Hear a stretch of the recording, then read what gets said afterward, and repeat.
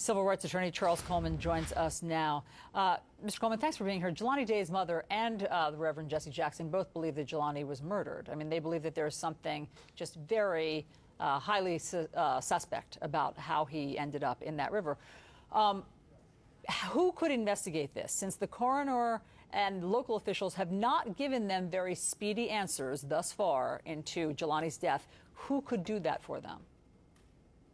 Well, you heard when Omar was talking about what has been the discussion and correspondence between the FBI and Peru police, that there has been sort of an inkling of a connection between the FBI officer offering resources. However, Allison, what we have not seen so far is a full-blown investigation from the FBI. And quite frankly, at this point, when you hear from Reverend Jackson, when you hear from Miss Day, when you hear from others, that's what they're looking for. They're looking for the FBI to get involved. They're looking for the Department of Justice to take an interest in this case enough where they independently take over this investigation. Because quite frankly, what a lot of people are not talking about with respect to this story is that Peru, Illinois has a history of racial discontent. This was a sundown town, and a lot of people have left that out of the narrative here. And the remnants of that are, in the opinion of Ms. Day and others, still hanging over the cloud of what happened and the mystery of what happened with Jelani Day. And so that is why they are looking for the FBI to step into this formally and not just offer resources to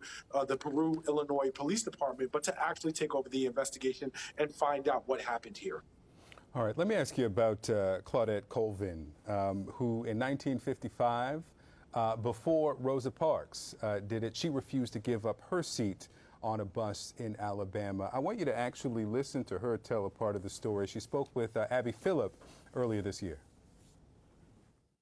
I was arrested in 1955, March the 2nd, for refusing to give my seat to a white lady. Most people think that because Rosa Parks sit down on this bus seat and because she refused to get up, that ended segregation. Well, she now wants her record to be expunged there in Alabama. I did a story with a group of activists who in the 50s refused to get up from a lunch counter and their records were expunged. Even though history is on their side and it's been so many years, Charles, it is so cathartic and important for history that these happen. What's your take?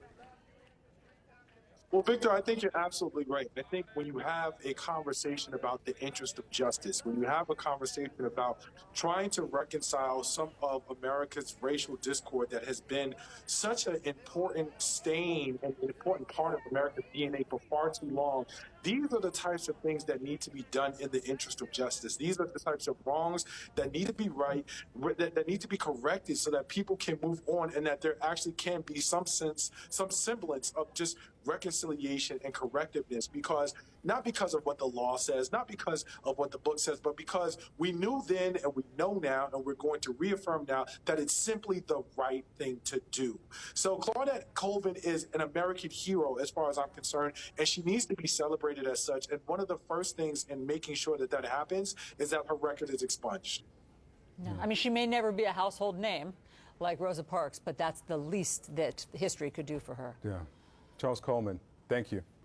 Absolutely. Thank you.